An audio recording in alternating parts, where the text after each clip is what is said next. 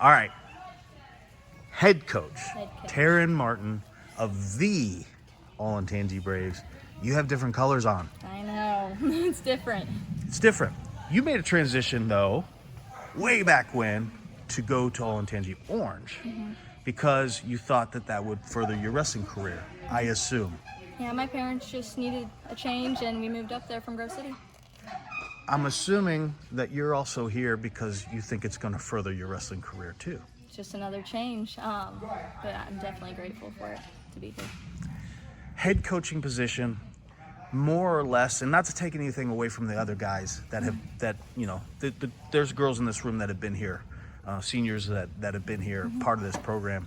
But to me, from where I sit, it's a new chapter and maybe a bigger concentration on the girls only team, where they might not have to share mat space with the boys. Yeah.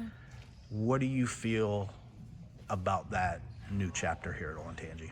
I'm just excited for the change. Obviously, this year's already very different. The girls get their own mat time, so we're here right after school while the guys are here around 4:30ish, which is already different.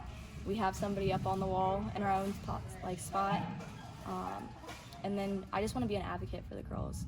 It's something I think the guys, they try to do, but they don't know it personally to an extent, and it's something I've lived. I was at the first ever girls state high school championship, so it's just a different experience that I bring to the table. There's no doubt about it. I don't feel worthy covering girls sports because it's just a different mentality.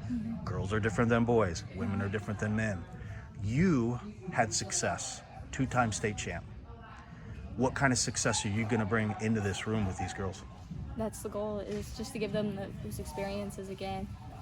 Bringing as many as we can to the shot and seeing something I'm so jealous of. I wish I got to experience that. I'm sure. But just bringing as many of them down there to experience that, and then obviously building off of that. So the goal is just to get as many this year down there, and then obviously Corey's to be higher. Some of those girls that were alternates, obviously getting them to qualify this year, and then building and having more placers each and every year, along with state champs. So you've been doing clinics since you yourself were in high school and probably before then. You've always kind of been a technician teaching other females how to wrestle. Now you're the head coach now. So you got to take into more account than just walking around giving in pointers. You've got to take on the life stuff that you learned in this sport. How important is all of that to you, big picture? It's very important.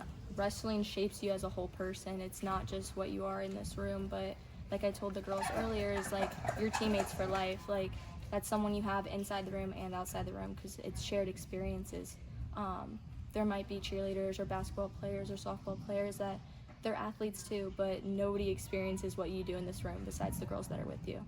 And just having that mentality, like you're gonna have friends for life. You're gonna have just people like and you're always going to be around and have those shared experiences. And something we've been harping on is academics. Like, you're a student before you are an athlete, and I do pull girls aside and they'll sit out of practice if their homework isn't done or their grades are slipping, like, because that was something that helped me get to the next level where I was at. So it's something I want for them.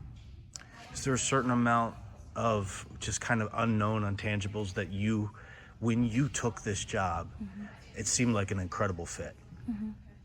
Is there a certain amount of intangibles that, besides the technique and all that you're going to bring to the table here? In other words, I saw some discipline. I saw some yelling. I saw some coaching, basically. And maybe some of these girls have never experienced that before. It was definitely, I let a lot of things go, like the first week or so, getting to know each other. But it was obviously creating that boundary of, I'm not your friend. I'm not, like, I know I'm young, and that was probably one of the hardest things, is I did grow up with a lot of these girls. I wrestled with a couple of them. I have competed against a couple of them. So just putting my foot down and being like, this is the line, like, I'm going to set the boundaries, like, I am a coach at the same time, and I'm going to do what it takes to push you to the next level. But I always tell them, even during the punishments, I'm like, I wouldn't put you through something I haven't done personally myself. So I was like, a couple of the things we do, I have stolen from Nicola, like the 6 inches, like, they hate that one. But just, it's fair. It's nothing I haven't done before that I haven't seen done before. not to speak for Nicola, but I'm sure he's proud of you. I'm sure your dad is proud of you, right? A couple of coaches in a successful program that did what it took to build a powerhouse, searching for their first state team title at the Schottenstein Center. Got a couple of dual titles under their belt. But obviously the coaching tree is now expanding out from Olentangy Orange. And I'm sure they're proud of you, right? I hear it all the time. He actually was the one that let me know that this position was open, so I'm entirely grateful for him. He knew I needed something new to create a new chapter, a new path, and I'm grateful for him getting me this job and helping me get there. You did experience those 2 state titles in a high school gym.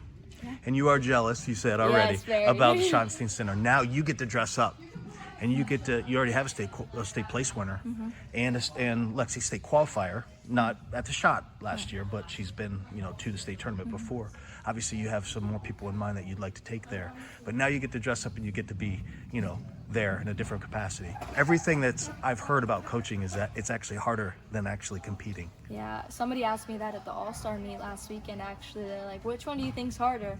And me and Nicola talked about it a couple days ago, like right after, and I was like, honestly, I think it's coaching. I was like, I'm sorry for what I put you through and how stressful this actually is, but you can teach them whatever you want. They can bring in whatever they know before that, but it's like you want it for them just as bad as they want to do it. So it's that, like, especially me being young too, just coming like back from like wrestling, it's like, oh, I want to sit there and I want to move the whole time and I'm going to yell at you, but I want to do it, and I want it for you. So I think it's definitely harder being in the chair, not being able to do it. Well, good luck to you this year. Thank you. Central Ohio is lucky to have you around. Just be honest. You're an advocate for the sport because you proved it on the mat. We saw from a distance. Not everybody knows you, but now they get to watch you improve the sport even further. You're going to grow this program. You're going to grow the numbers. Right? That's the goal. But you've also seen it come a long way, and you're a part of that. So congratulations on your new spot here. Good luck to you. Thank you.